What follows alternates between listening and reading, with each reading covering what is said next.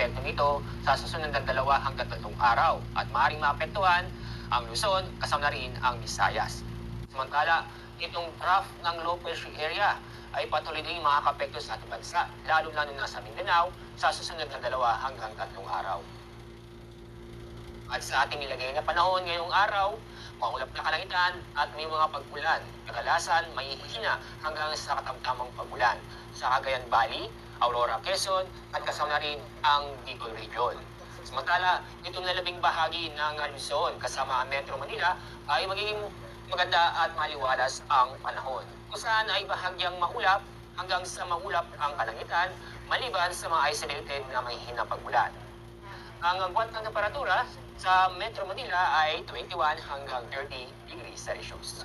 At sa Baguio, aabot ng 15 hanggang 22 degrees Celsius. Dapat tayo sa Visayas at Mindanao. Buong Kabisayan at Mindanao ay maulap na kalangitan at may tsansa ng mga kalat-kalat na pag-ulan at thunderstorm. Kaya sa mga kababayan po natin sa Visayas at Mindanao, mag-ingat, maging alerto dahil sa mga posibleng pagbaha o pagguho ng lupa dulot ng mga pag-ulan.